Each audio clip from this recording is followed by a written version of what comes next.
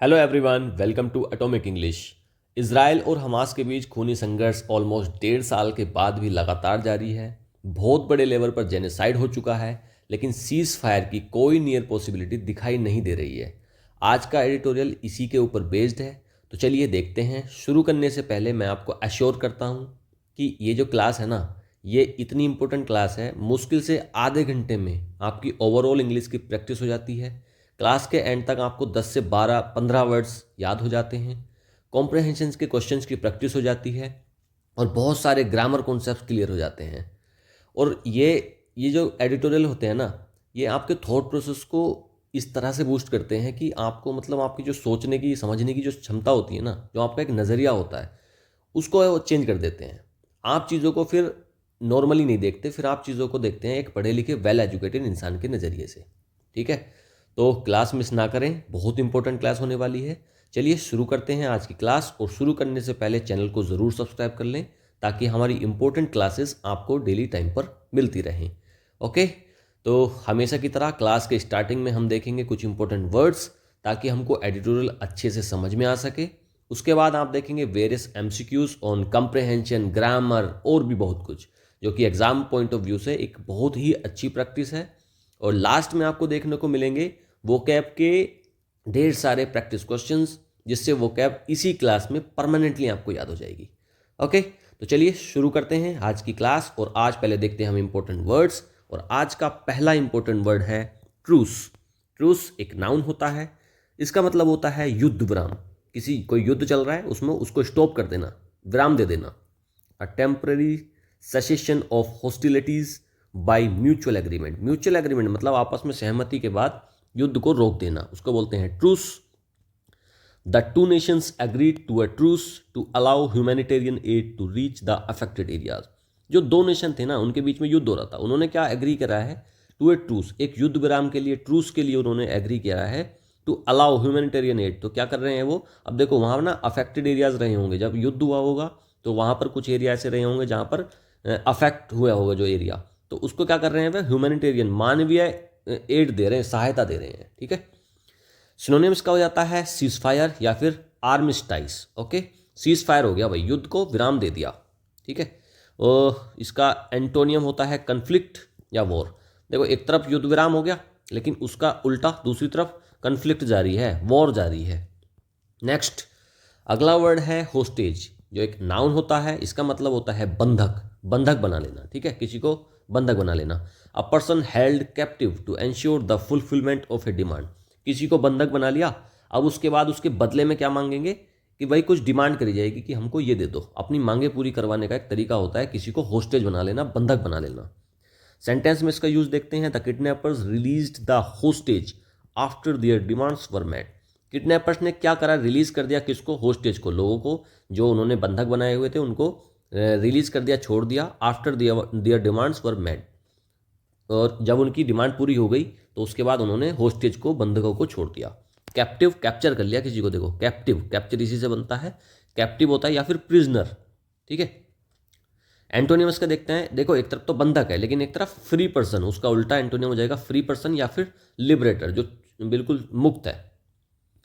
Next, obstacle है अगला word, जो नाउन होता है, इसका मतलब होता है बाधा। ठीक है, किसी चीज़ में कोई बाधा है उसको ऑब्स्टेकल बोलते हैं।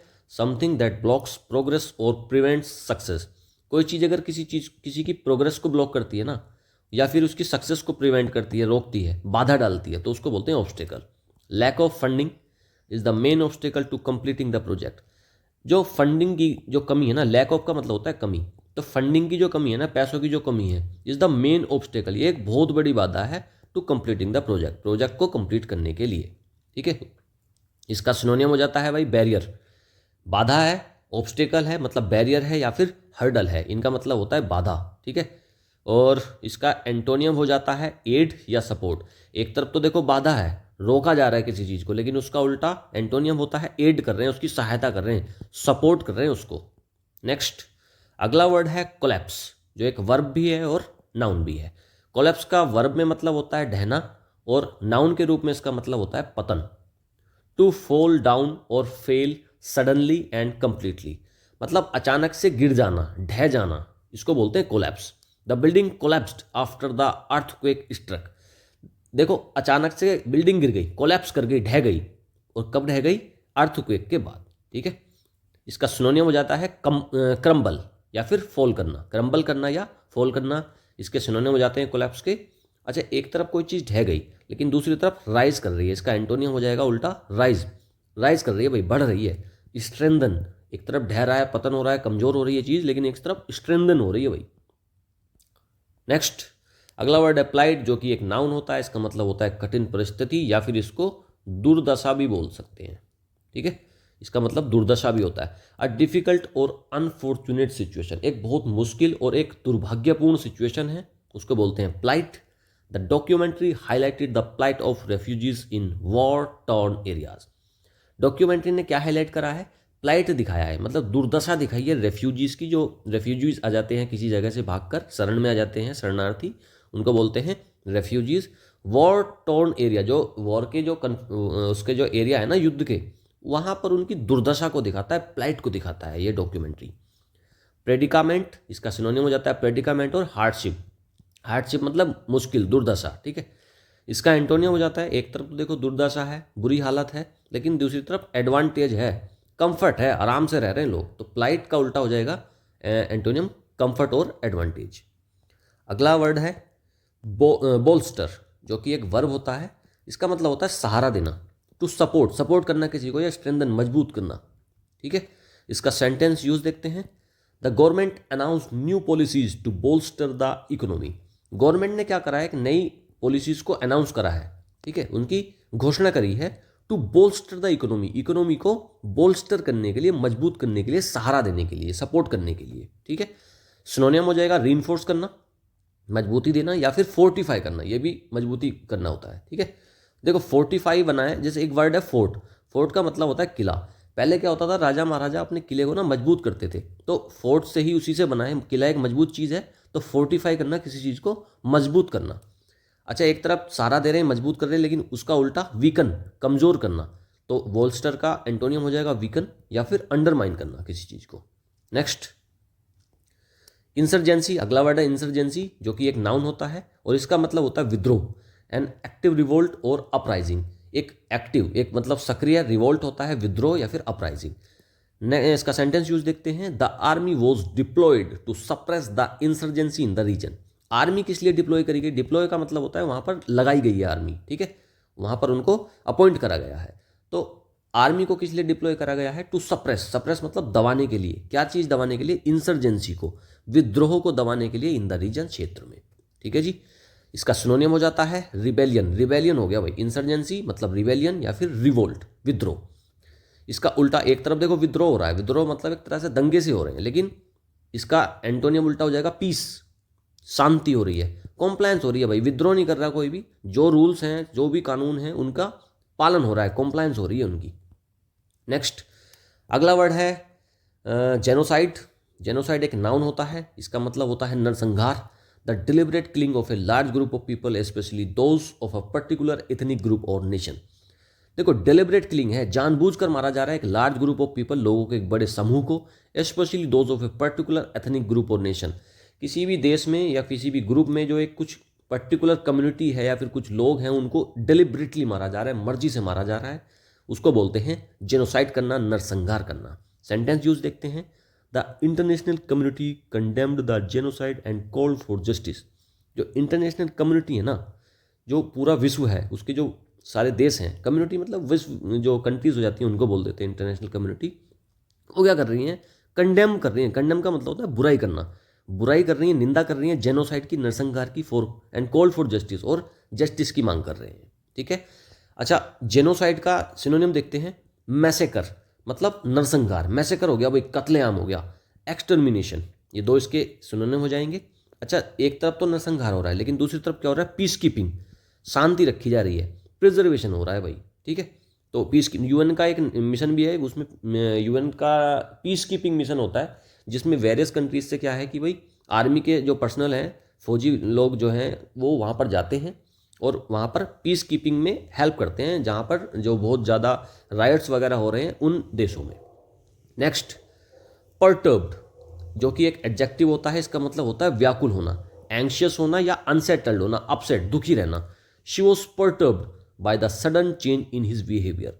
वह क्या थी? पर्टर्ब थी, वह व्याकुल थी, परेशान थी, डिस्टर्ब थी, अनसेटल्ड थी, अपसेट थी। बाय द सडन चेंज, अचानक से चेंज आ गया था उसके बिहेवियर में। उसका दोस्त होगा, उसका पति होगा, उसके बिहेवियर में अचानक से सडन चेंज आ गया था, जिससे वह क्या हो गई? वह दुखी हो गई, व्याकुल हो गई, अपसेट हो गई। सिनोनिम देखते हैं इसका। डिस्टर्ब्ड, डिस्टर्ब होना, एजिटेट मतलब भड़क जाना, तो ये इसके दो सिनोनिम हो जाते हैं। अच्छा, एक तरफ कोई एंग्शियस है, परेशान है, भड़का हुआ है, लेकिन दूसरी तरफ क्या है? उसका उल्टा काम है, शांत है, एकदम कंपोज्ड है। ठीक है, तो ये दो इसके एंटोनिम हो जाएंगे। नेक्स्ट, अगला वर्ड है बारबेरिटी। बारबेरिटी होता है नाउन और इसका मतलब होता है बर्बरता। इंग्लिश में इसका मीनिंग देखते हैं, एक्सट्रीम क्रूअल्टी और ब्रूटलिटी। देखो बर्बरता, बर्बरता, बारबेरिटी, देखो वर्ड भी इसका सेम है, बारबेरिटी और बर्बरता। मतलब क्या होता है कि एक्सट्रीम क्रूअल्टी, बहुत ज़्यादा हिंसा हो रही है, ब्रूटल तरीके से, घातक तरीके से इसमें हिंसा हो रही है, उसको बोलते हैं barbarity. The barbarity of the attack shocked the entire world. जो बारबेरिटी है ना वर्ल्ड उसकी अटैक की, अटैक हुआ है कोई, लेकिन वह इतना बर्बर है, उसकी जो बर्बरता है ना, अटैक की बर्बरता, उसने शॉक कर दिया पूरे विश्व को। ठीक है, इसका सिनोनियम हो जाएगा क्रूअल्टी।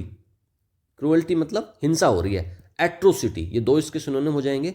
और इसका एंटोनियम रहेगा, एक तरफ बर्बरता हो रही है लेकिन दूसरी तरफ काइंडनेस दिखाया जा रहा है। काइंडनेस मतलब दयालुता दिखाई जा रही है, कंपैशन दिखाया जा रहा है, मतलब इसका बिल्कुल उल्टा हो जाएगा, काइंडनेस और कंपैशन एंटोनिम हो जाएंगे। नेक्स्ट, अगला वर्ड है प्रोलॉन्ग। प्रोलॉन्ग होता है वर्ब, जो कि इसका मतलब होता है लंबा करना, टू एक्सटेंड, किसी चीज़ को एक्सटेंड करना, खींचना। द ड्यूरेशन ऑफ समथिंग, किसी चीज़ की जो ड्यूरेशन है, जो उसकी अवधि है, उसको बढ़ा देना।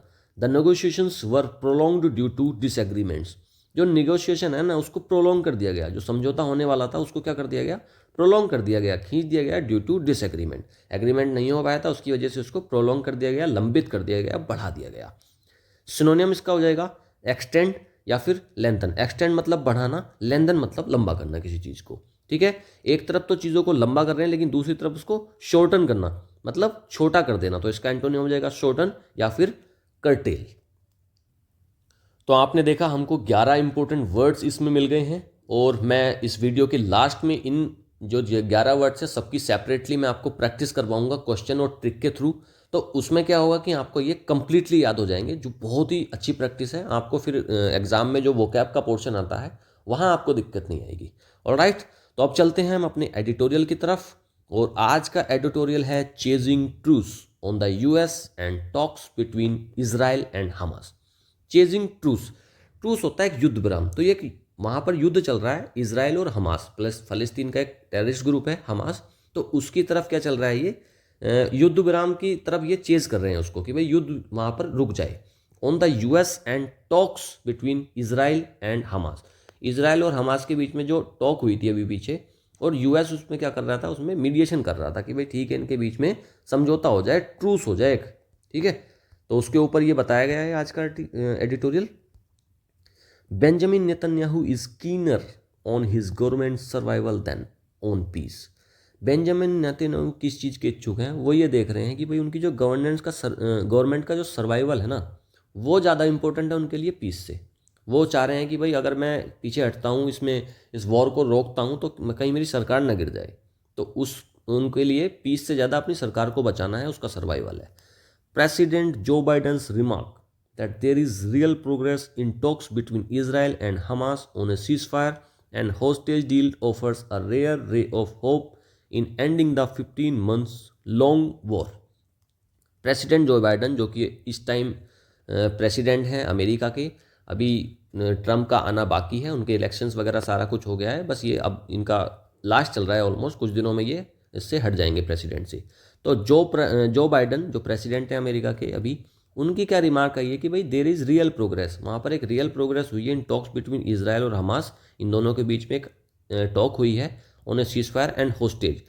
और देखो सीज फायर करेंगे, ये युद्ध को रोक देंगे, और होस्टेज डील होगी, जो एक दूसरे की तरफ जो बंदी लोग हैं, होस्टेज हैं, उनको ये आपस में एक्सचेंज करेंगे। ऑफर से रेयर रे ऑफ होप, तो इसमें क्या है कि कुछ वो कह रहे हैं कि इसमें बहुत दुर्लभ होप है, एक बहुत कम उम्मीद है, ending the 15 months long war, 15 महीने लंबे युद्ध को रोकने के लिए।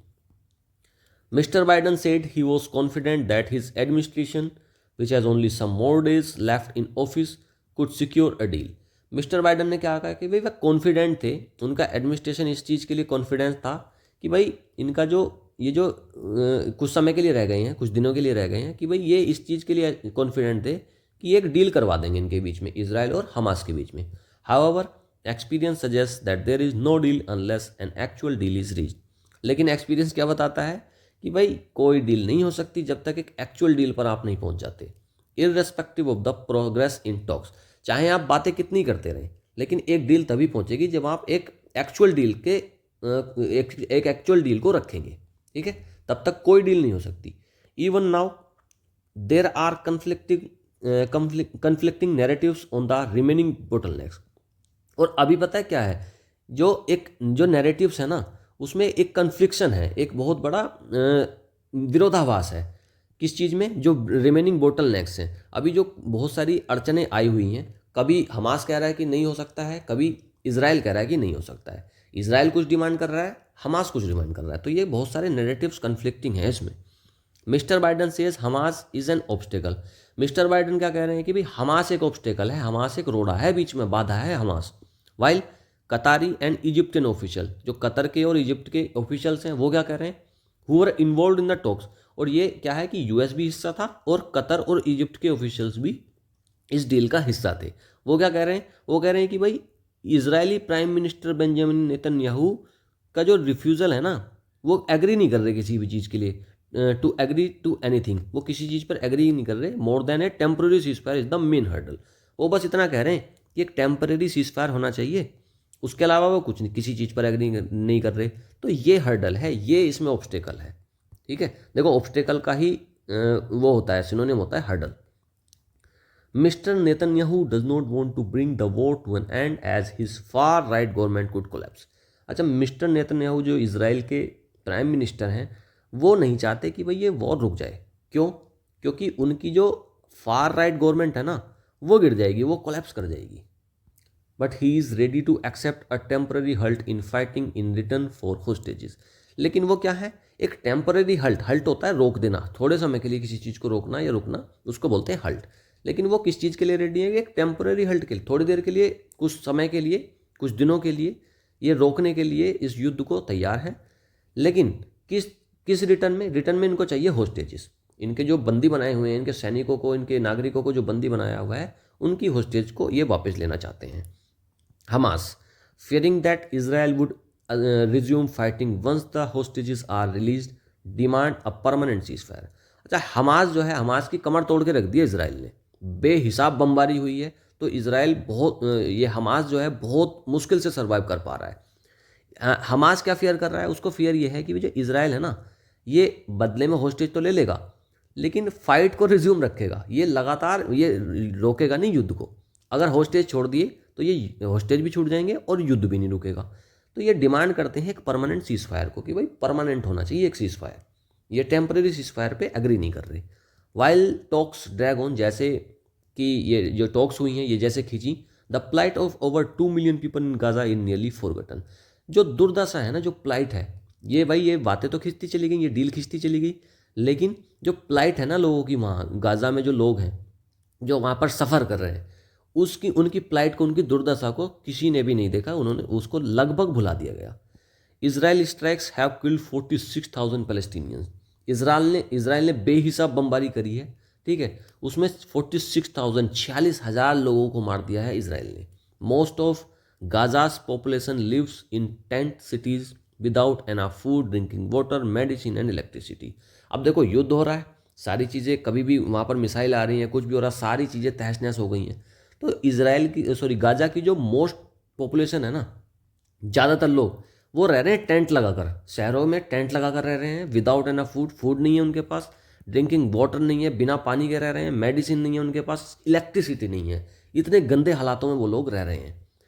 When Israel launch the war after Hamas October 7, 2023 attack. देखो, हमास ने इजराइल पर अटैक कर दिया था 7 अक्टूबर 2023 पर. स्टार्टिंग हुई थी हमास के अटैक से. उसके बाद इजराइल बस रिटेलिएशन कर रहा है और लगातार कर रहा है, कुछ नहीं पता कब तक करेगा. When Israel launch the war, जब इजराइल ने लॉन्च करा वॉर, इसके अटैक के बाद इट हैड 3 ऑब्जेक्टिव्स, इसके 3 ऑब्जेक्टिव थे भाई। इसराइल ने अटैक करा, उसके थे 3 objective.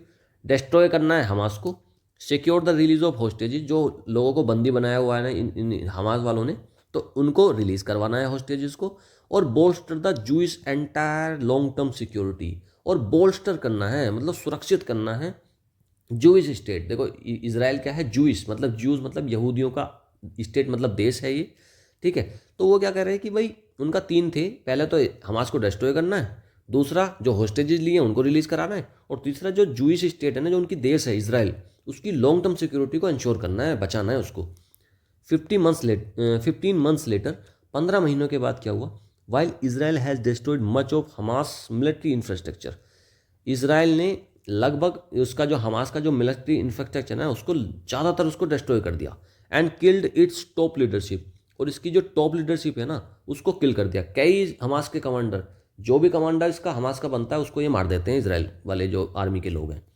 The group has survived and transform itself as an insurgency, तो ग्रुप जो है फिर भी इतना कुछ होने के बाद, इतना तहस नहस होने के बाद भी ग्रुप किसी तरीके से अभी सर्वाइव कर रहा है, और उसने अब अपने आप को ट्रांसफॉर्म करा है इंसर्जेंसी के लिए। मतलब ये अभी भी लगातार अटैक कर रहे हैं, इंसर्जेंसी हो रही है वहाँ पर अभी भी हमास के द्वारा। Israel has manage to release very few hostages and its long term security risk remain, Israel को क्या है भाई, बहुत ही कम लोगों को, बहुत ही कम हॉस्टेजेस को ये छुड़ा पाए हैं, और इसकी जो लॉन्ग टर्म सिक्योरिटी है ना वो उसका रिस्क आज भी बना हुआ है। तो देखो तीनों चीज़ें अभी तक क्लियर नहीं हुई, हमास को डिस्ट्रॉय नहीं कर पाए, हॉस्टेजेस को पूरी तरीके से रिलीज नहीं करवा पाए, और जो इनकी लॉन्ग टर्म सिक्योरिटी को जो बोस्टर करने की कोशिश कर रहे थे वो भी अभी तक नहीं हो पाया। तीनों जो इनके ऑब्जेक्टिव्स थे वो अभी तक अनफुलफिल्ड हैं। While a ceasefire with Hezbollah brought relative calm to the northern border, the Houthis of Yemen are now firing missiles and drones to Israel. देखो जो सीज फायर हुआ ना, हिजबुल्ला एक उसमें है, दूसरी एक आतंकवादी संगठन है, वो भी इन पर अटैक कर रहा था। तो लेबनान का है ये, लेबनान का टेररिस्ट ग्रुप है ये हिजबुल्ला, ये भी इसराइल पर अटैक कर रहा था। तो उसका तो हो गया सीज फायर, वहाँ पर तो वो शांत हो गए हैं, वो इन्होंने एग्रीमेंट कर रहा है इसराइल के साथ में, तो वो तो अब अटैक नहीं कर रहे हैं, ठीक है, नॉर्दर्न बॉर्डर पर। लेकिन जो हूतीस हैं यमन के, वो अभी भी मिसाइलें दाग रहे हैं और ड्रोन्स दाग रहे हैं इसराइल के अंदर। The country is also facing international isolation, और जो कंट्री है जो इसराइल है ना वो फेस कर रहा है इंटरनेशनल आइसोलेशन। सारे लोग, पूरा विश्व क्या है कि इनकी बुराई कर रहा है और इनको आइसोलेट कर रखा है कि भाई इसराइल से संबंध हमारे ठीक नहीं रहेंगे अगर ये वॉर को नहीं रोकेंगे। तो इंटरनेशनल आइसोलेशन को फेस कर रहा है इस time Israel. The international court of justice is hearing a genocide against Israel, international court of justice ICJ ये क्या कर रही है, हियर कर रही है जेनोसाइड केस को अगेंस्ट इसराइल, जो इसराइल ने जो जनसंहार कर रखा है उसके केस को सुन रही है ये। And the international criminal court, और इंटरनेशनल क्रिमिनल कोर्ट जो है वह क्या कर रही है, has issued arrest warrant against mister Netanyahu and farmer defence minister Yoav Gallant.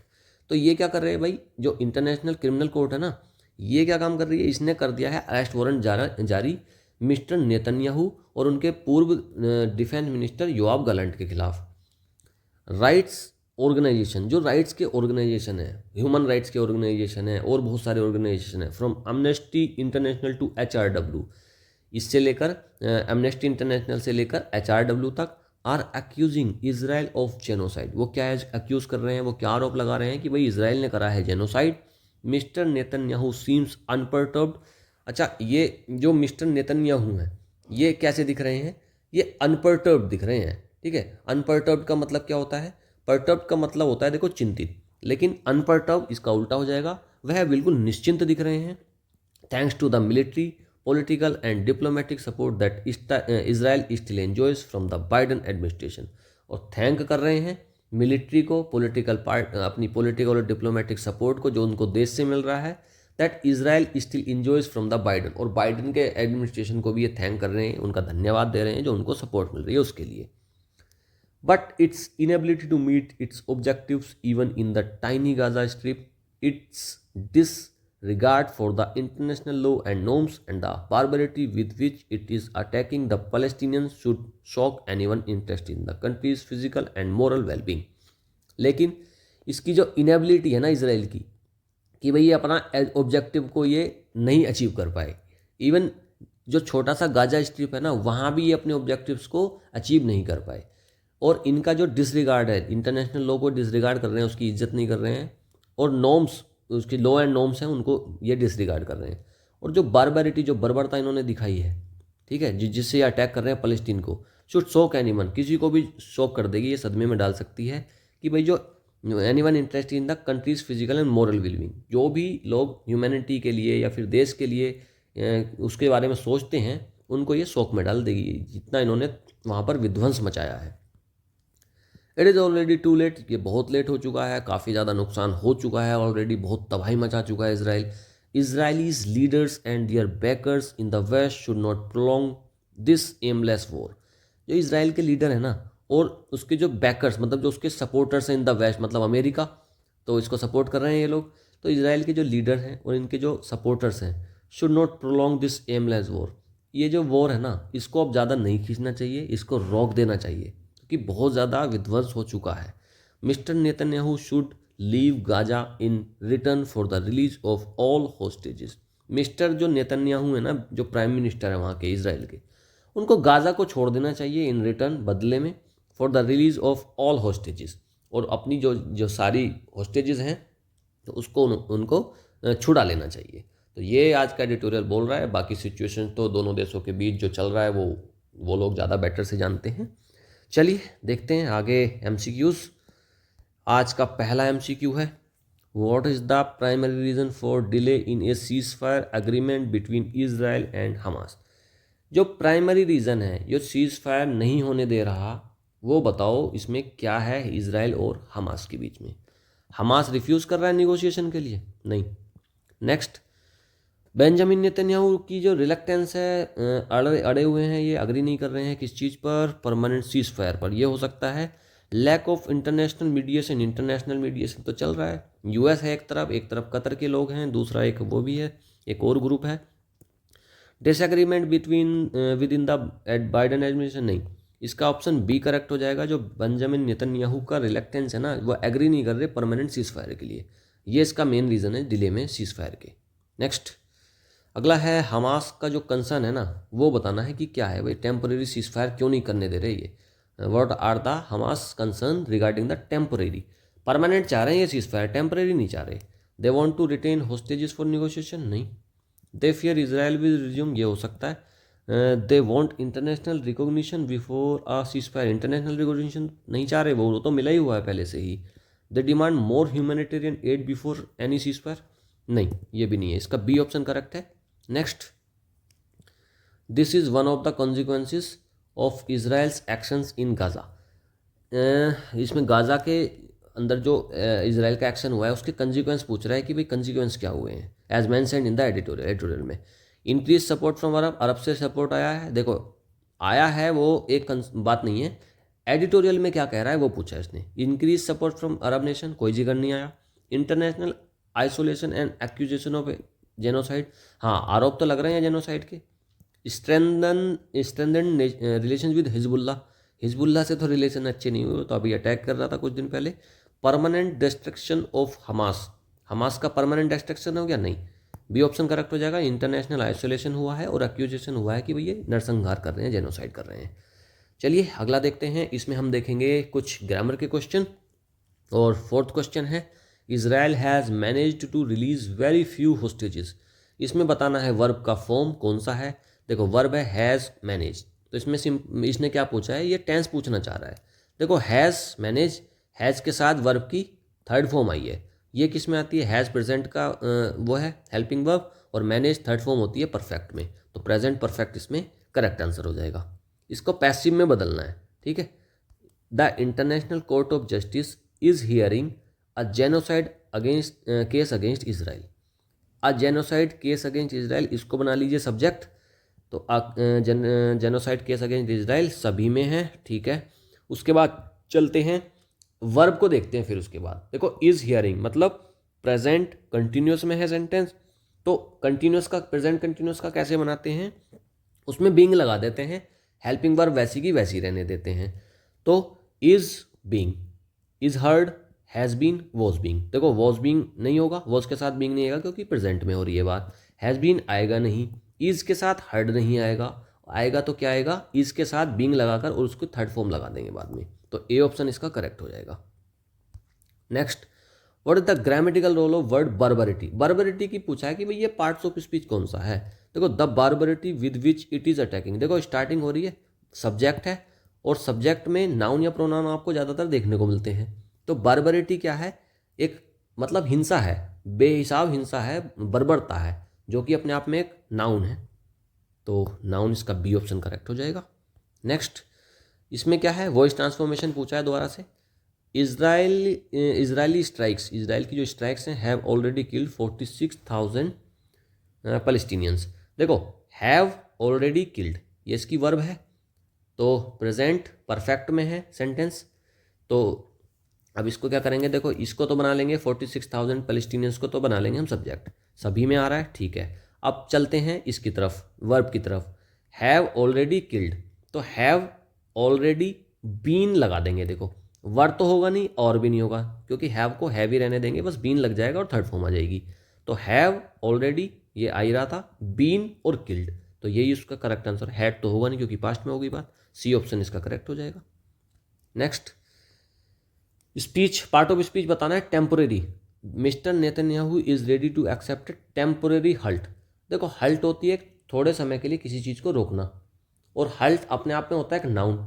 Noun के बारे में एक्स्ट्रा इन्फॉर्मेशन दे रहा है टेम्परेरी। हल्ट कैसा है, टेम्परेरी है, कुछ देर के लिए है। तो टेम्परेरी अगर उसकी एक्स्ट्रा इन्फॉर्मेशन दे रहा है नाउन की, तो वह हो गया एडजेक्टिव, तो बी ऑप्शन इसमें करेक्ट हो जाएगा।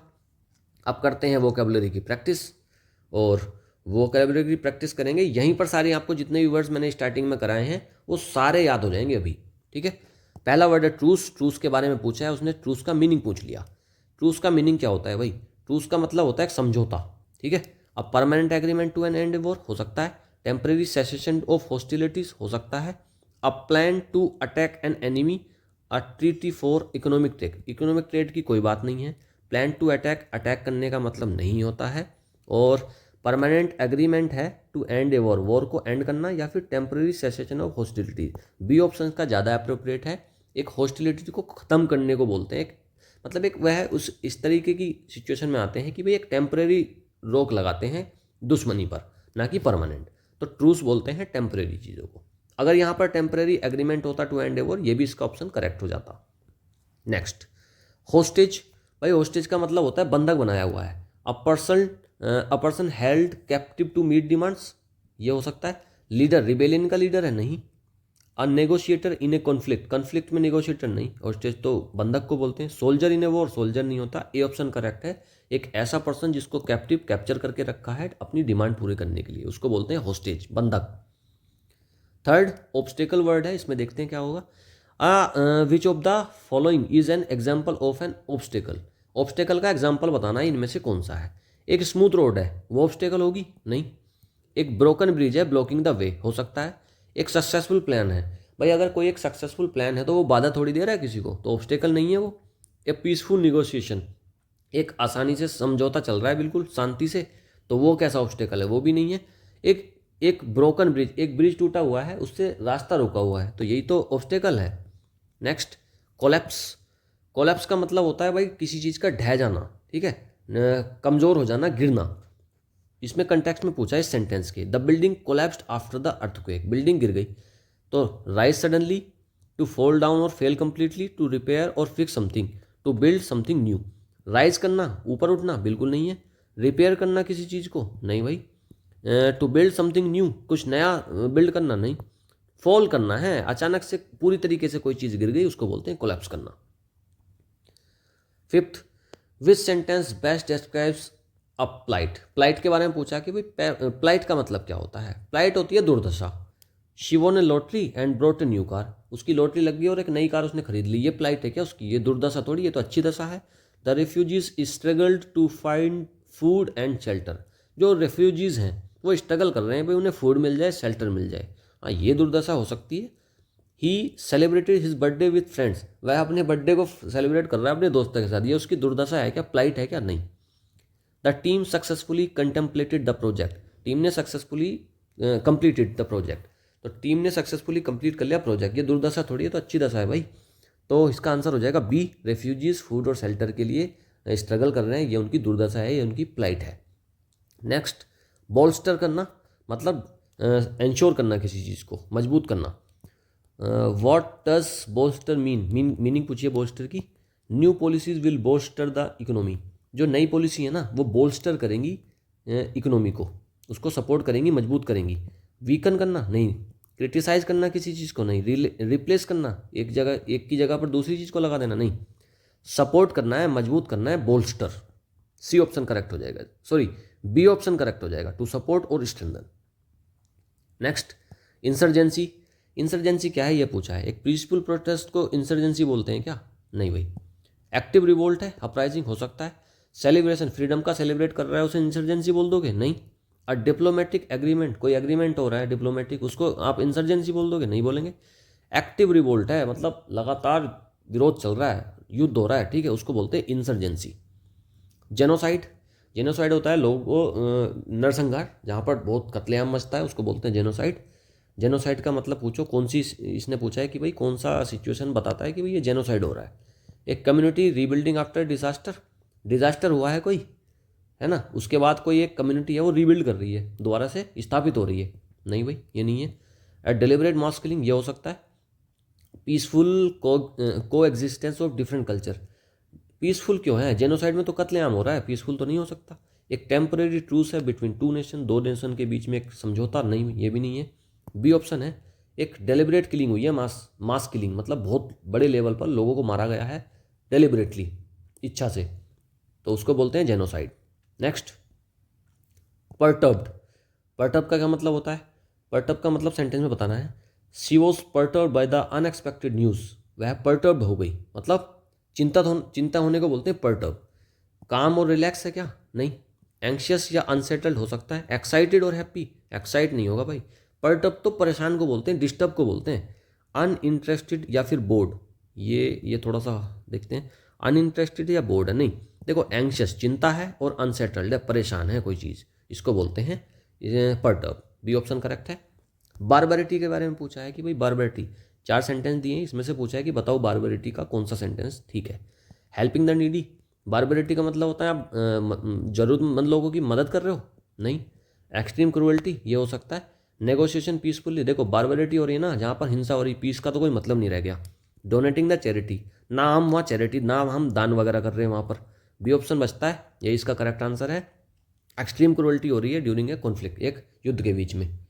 नेक्स्ट, प्रोलोंग, ठीक है। प्रोलोंग का मतलब क्या होता है? किसी चीज़ को खींचना, बढ़ाना। The meeting was prolong due to lengthy discussion, meeting को क्या कर दिया गया? प्रोलोंग कर दिया गया, खींच दिया गया, लेंदी डिस्कशन के बाद, एक लंबे डिस्कशन, विचार विमर्श के बाद में।